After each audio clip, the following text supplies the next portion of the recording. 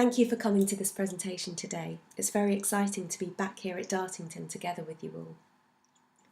I'd like to share some documentation about a walk I made a decade ago from London to Dartington, shortly after the announcement of the college's forthcoming merger with Falmouth University. Like many others at the time, I was very disturbed by the idea that Dartington, a place that had been so important for generations of artists, could be ending. I had this strong sense that I couldn't just let it happen away from me, in the distance. So in September 2008, I set off walking here from London to physically mark the departure of the college. It was an attempt to measure its effects, to somehow embody its influence. I needed to feel it in my bones. The walk itself was a reverse tracing of the route I'd taken as a third-year theatre student in October 2001. That was one of the things I most appreciated about Dartington, the possibility to meander within one's subject. So I'd spent much of my theatre degree interested in exploring and writing about walking as a creative practice. I had been planning a long walk in a German forest for my CEP, or contextual inquiry project, when third years would go off for a term on a project of their own devising. However, in the unsettling wake of September 11th, I decided not to get on a plane to wander alone in another country, but to walk home to London and to ask everyone I met along the way, what is important to you? So this time, as I walked back to Dartington 7 years later, I was accompanied by fellow VP graduate Tim Weiss-Martin and other former students and tutors who walked with us for a day, talking about what was important about the college, about its pedagogy and approach to art making and performance, by reflecting on its significance from their own personal perspectives. The following presentation offers glimpses of those recorded conversations, tiny fragments of memories, connections, histories, knowledges, frustrations, appreciations, perceptions, ghosts, possibilities. Sharing these stories as we slowly navigated the landscape towards Dartington felt like an important act of remembering, providing a context to collectively articulate and reorganise multiple narratives of a place at a disorienting time where it felt anything could be lost or appropriated. As a final word before we set off, please forgive the quality of some of the audio. I will be working on archiving this material, hopefully with the assistance of Sarah Gray and the Sound Art Radio team.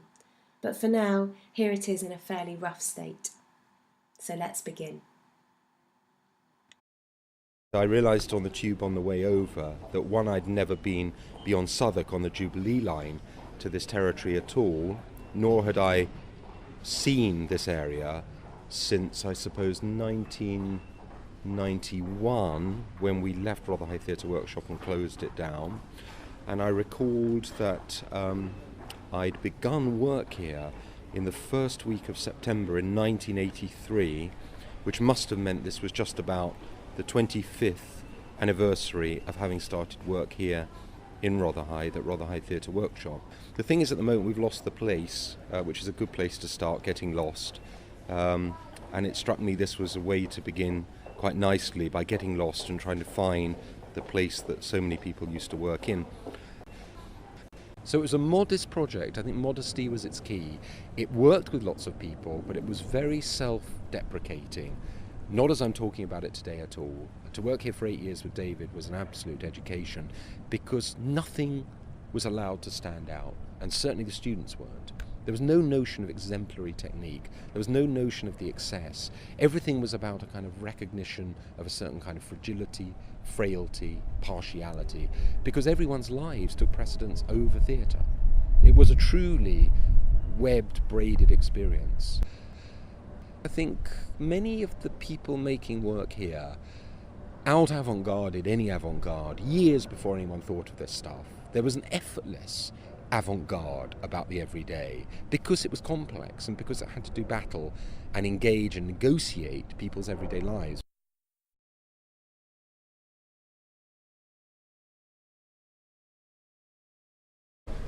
For me, I think it was I think it gave me kind of time and space to work.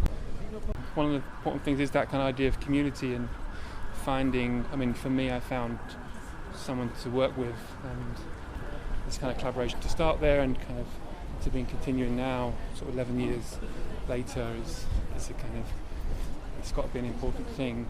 You have this kind of close contact with practicing artists who may or may not have a direct connection with Dartington themselves. They may have, I think over half of the visiting lecturers or artists we met during our course had some kind of Dartington connection. Either they'd studied there themselves, or there'd been some kind of connection on the way. So that gives you a kind of context, or gives you a, some kind of outlook or something like that.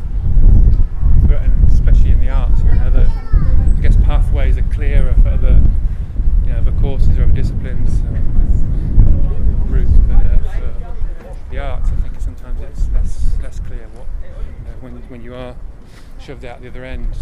Where do you go? What's the procedure? How do you maintain that sense of community or the sense of practice?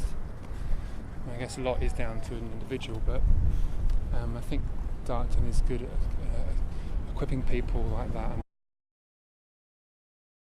Because I was there when Mary Fulkerson was there, not studying. I never studied there, but because of X6 Dance Space, which was the London new dance centre, which was running parallel to the Dartington experiment in dance. Of course, we all met up, and they were running these wonderful, I don't know if you remember the history of it, but these dance festivals were going on each year. So, and there was a big exchange of artists and people, and that's, so I spent quite a lot of time in Dartington in the 70s, late 70s, early 80s. For me, the big difference was that the London one, and I think this is about environment as well, London was the political centre, it was the feminist centre, it was the jagged edge of it. It wasn't about movement, it wasn't about internally looking at one's movement so much, or somatic practices so much as how can we shift the hierarchies, how can we shift the conventions, the structures, the strategies of everything that the dance world and the art world was running, looking at collaboration, it was much more of a political ontology, I suppose, would be a sort of changing the way of being in dance. While Dartington's focus was I think much more on really developing a new movement language, a new way to move in the body. So they're working from the inside out, and we were working in a sense from the outside in. The difference being that we all had already had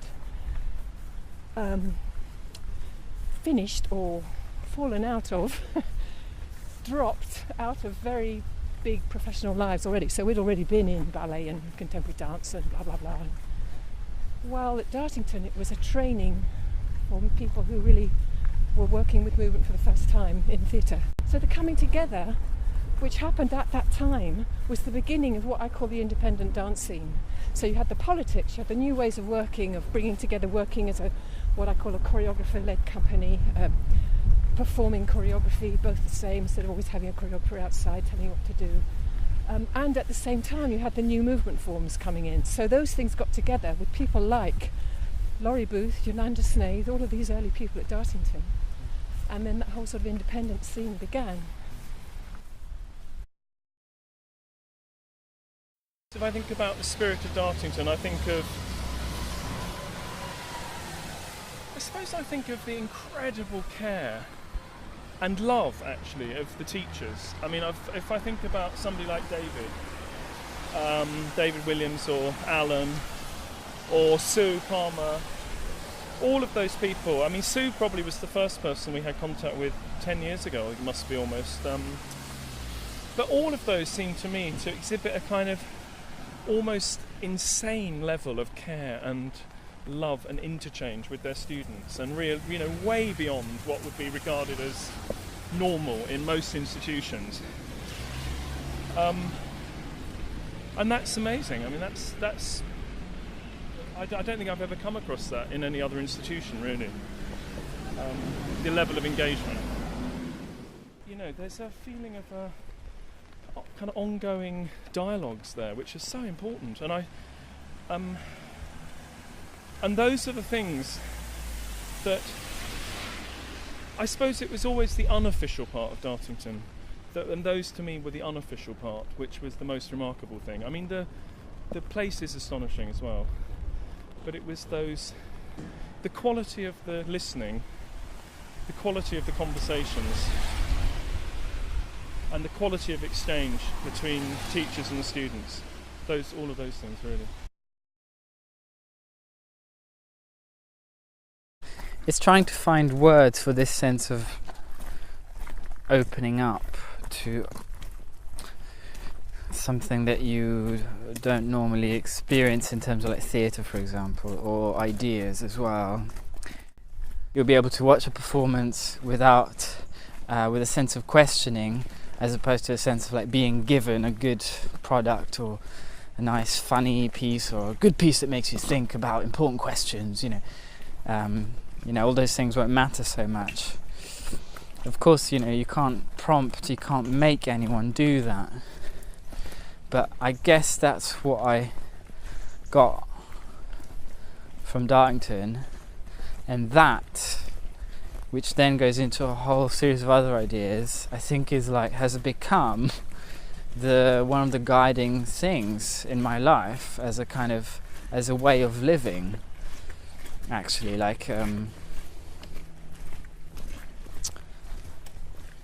I feel like I'm constantly sort of trying to simply define that and to do things with it in the work. For me personally, I'd say that a lot of my approach is fundamentally, absolutely influenced by my time at Dartington. I mean, I see the work very differently than most of the other artists. I think about it all the time, so much in terms of a context, the larger context. I'm always kind of thinking about what's the larger context. And that's definitely down to my work at Dartington. The site work that's happened. I really question things in a really productive way. I constantly am thinking, what am I doing now? What's happening now? Where am I? What's really going on? What else can I see? And that, I wouldn't have done that before. I just wouldn't have done it. In a really healthy way. It's about a presencing, isn't it? It's definitely invited me to be very, very present in my work as much as possible, and to really constantly kind of try and be open-eyed to everything that's happening, rather than just pursuing my little thing.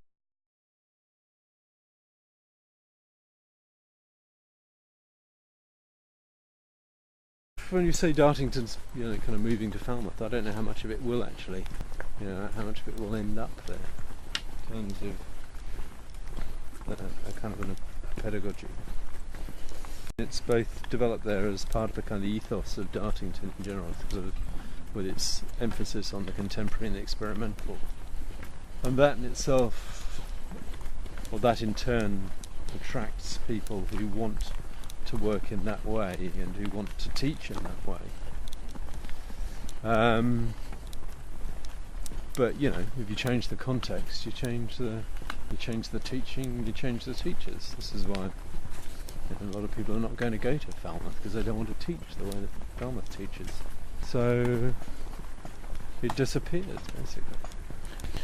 But then maybe also I don't know whether there's not a kind of,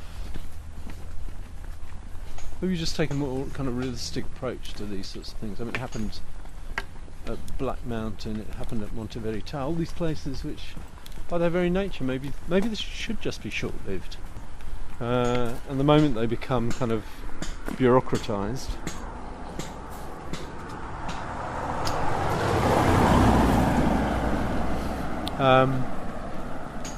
they're going to die anyway. So perhaps they're just set up for a kind of brief moment of existence.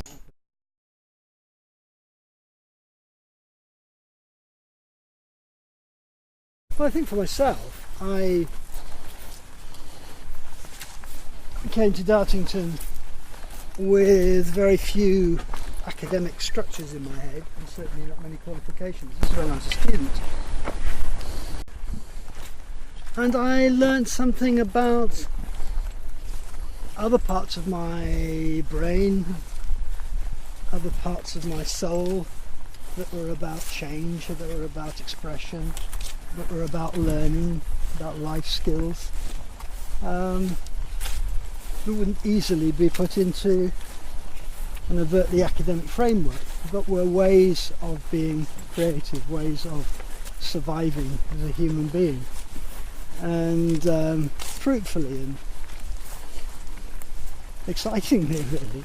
I guess I had a huge relearning in my brain of should we go over there where that fence is, where that path is?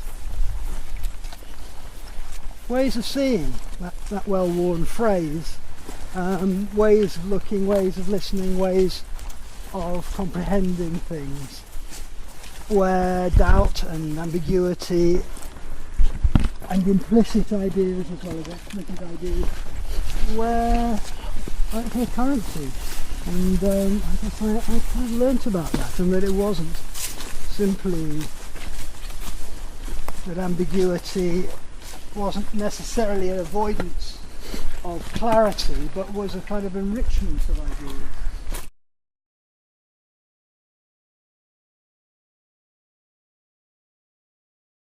When I then started working full-time, the arts department had just started and was planning this course, not yet a degree, going to be a diploma course, called, undergraduate diploma course called then Art and Design in Social Contexts.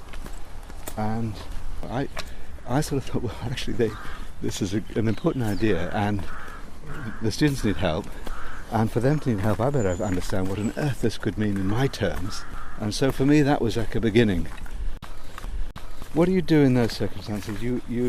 You go for those bits you already know that seem most apt, and so for me I guess those were already then they were sort of bits which came out of language theory, which was always very important in that contextual stuff anyway. And so read. I mean, right for me, I suppose, very early on would have been the linguist Saussure, which is kind of, as it were, pure, nothing to do with making art in social context on the face of it, but as far as I was concerned, offering some models for how to think it, plus Marx, very much, that kind of models of how do you, Raymond Williams, his early people who'd asked the questions, but if you're asking about, what on earth's a social context, to what extent is that fundamentally economic, fundamentally cultural, in other words, imbued in language and not something that's easily changeable, those sorts of what models are there for thinking those, so it'd be interesting to go back to my reading list, getting on to the French people quite quickly, I suppose. Semiology, Paul Oliver came with us, I didn't even know what it was, came with this thing he'd written into the programme called semiotics. So what's that, Paul?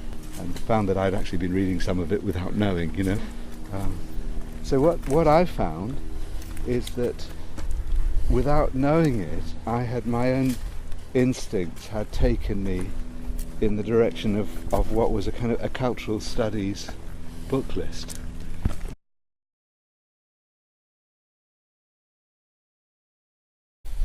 I mean, the big test is going to see what essences of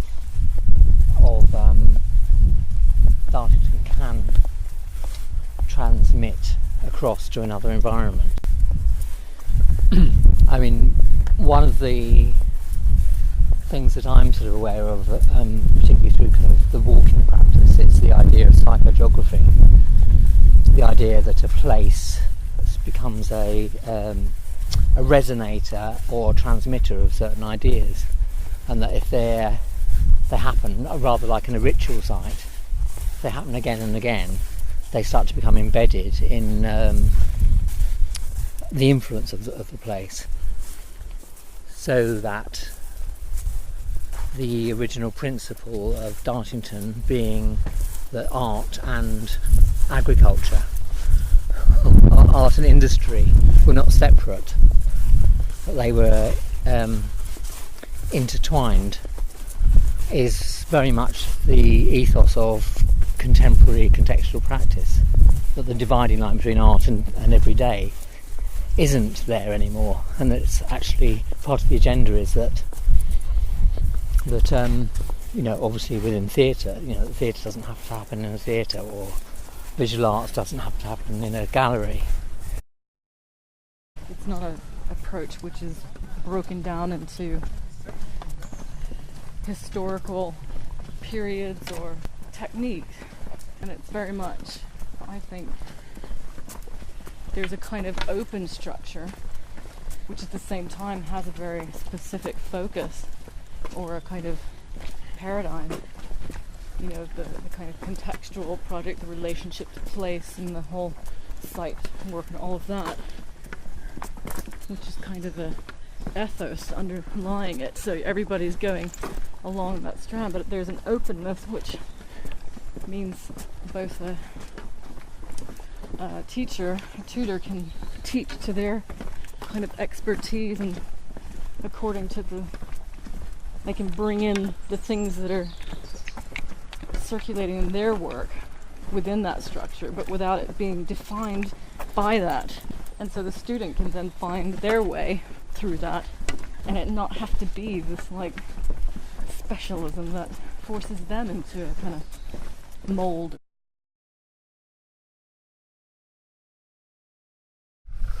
I mean, in a way, that's one of the things about Dartington, is that it does give you a bit of license to explore, or to try to go as close to exploring what you're really interested in. Like Ric always used to say,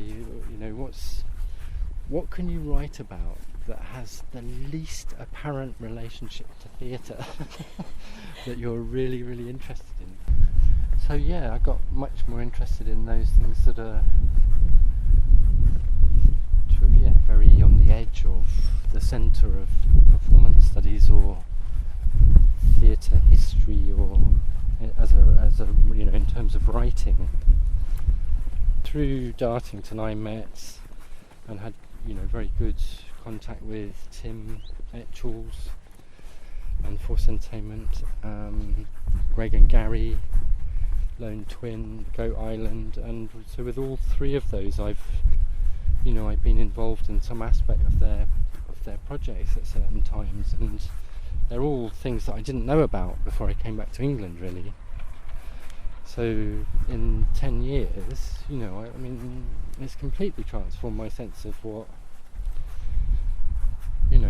performances are, what writing in relation to performance might be, as well as a whole set of sort of processes of making, and they've all done very different sorts of things for how I conceive of what I might do as a teacher, as a researcher, as a person, really. But a lot of students that come out of Dartington sort of seem to deeply get that. A lot of people have kind of found ways to make connections between quite disparate things in ways that are, I don't know, they're certainly a kind of openness, if they're not a kind of skill, to seek to bring quite disparate things together through some sort of connection that tells you, often in a kind of slightly eccentric way or a critical way, something about either of those two things. Dartington's like Marmite, isn't it? Sometimes, you can go in and out of love with it, or you absolutely hate it. I know lots of people who don't like it, or who feel that kind of sense. It's an intense thing, isn't it? Yeah. It has an intense effect. One of the reasons I left teaching, Right. I left in 2003, it kind of really felt like I didn't understand it anymore in terms of arts and education, the and Hefke and all that, the kind of sense that you're churning out and expected to churn out more and more students all the time at certain standards, which are adjusted all the time. There's kind of standard deviation kind of adjustments. When I think about the way that staff and students really work together well, it's not about that at all. So it shifted dramatically from people with a passion for making theatre to lots of people who live in the right postcode and not the ones who live in the wrong postcode, because of funding. And I found all that, we used to have all kinds of people as students, travellers, older people, all kinds. The range was massive, and it started to become something much more kind of homogenous and to do with the government kind of ideal of who should come. I understand that there are cuts and things everywhere. It felt like constantly being eroded, really. And we just became kind of machines, or I felt like a machine, it was kind of sausage machine trying to get people through their degree.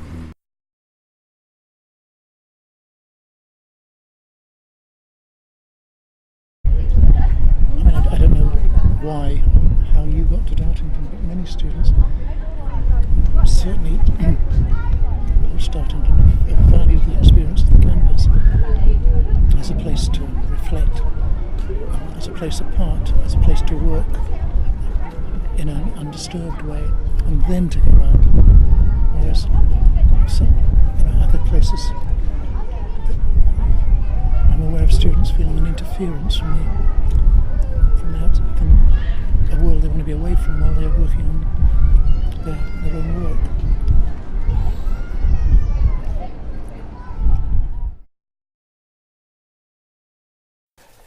The forces, the economic forces, the political forces that work out there in the big world are going to make it bloody hard to kind of protect what, Dartington, the spirit ethos of Dartington represents, which is, time to experiment, a refusal to commodify time in the way that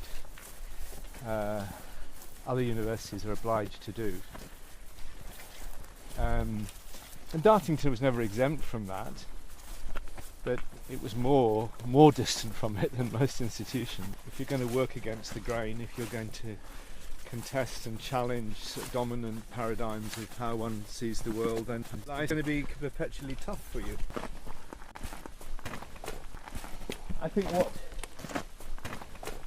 the kind of Dartington pedagogy does at its best, sometimes it overcomplicates, sometimes it makes things a lot more complicated than they need to be. But at its best, it acknowledges that art making in the 21st century is complex. The world is complex. We live in a very complex world. And if you're kind of engaging around that that notion, then it takes time. You're not just coming out with simple answers. This is how to act. This is how to modulate your voice. We're asking them to become artists in a very difficult world.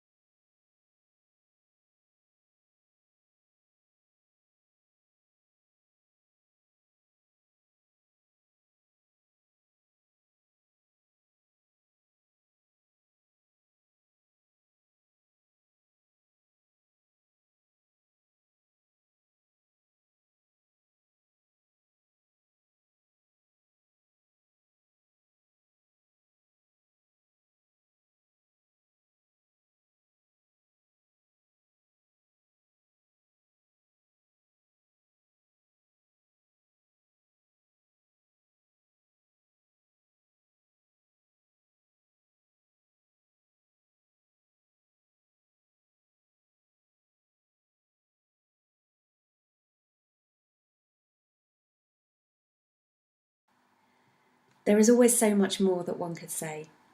The intersecting tracks I have chosen to navigate through this material present only one of many potential journeys, and each of you here with your own stories about your experiences of Dartington would no doubt have chosen other paths. I could have told you about getting lost, about all the messy, fragile, seemingly inconclusive work that has happened here, about all the invisible but deeply felt presences inscribed into this mythical place, exerting their influence in unknowable ways. Many of these other stories will no doubt emerge as this material continues to evolve into other forms. Meanwhile, Dartington, as it has always done, seems to continue permeating so many aspects of one's life, crossing boundaries, wandering into new territories, real and imagined. For me personally, Dartington offered me an opportunity to engage with the world, to collaborate, to co-create. It ignited my perceptual consciousness and way of relating to and understanding the world through bodily awareness. It encouraged me to follow trajectories that fascinated me and to make connections and networks that aren't always easily seen. And I also learnt that art making is important and that it takes time. This project has taken 10 years to start processing. But I'm sure somehow that slowness is necessary, especially as work like this interrupts and runs counter to the social, financial, domestic and political pressures that drive us on in our everyday lives. Arguably similar challenges that Dartington faced as an institution, questioning how we value art and productivity, that in the end made it impossible for it to survive. I hope you have recognised glimpses of the Dartington you experienced in this presentation, or that you were reminded of other territories that we haven't visited. Maybe you will go for a walk in the grounds and bump into a memory you didn't know you had. I'm going to end this presentation now with a few words from another former tutor, Ric Allsopp, who couldn't make the walk but sent this response to my invitation. I had hoped to be able to join you to walk and talk, but I'm afraid the dates just don't work out for me, so best of luck with the project. I'm not sure if I actually have anything to say about Dartington. A 30-year involvement in the college leaves me with the feeling that it's time to walk on. Dartington will remain as it always was, an unstable set of ideas and acts of public dreaming. An opportunity to engage with some extraordinary people who more than occasionally managed to share a radical educational and arts ethos and way of doing things which gave rise to challenging, absorbing and uplifting work that will continue to define and disturb and resonate with contemporary arts practice. Best wishes, Ric. Thank you so much.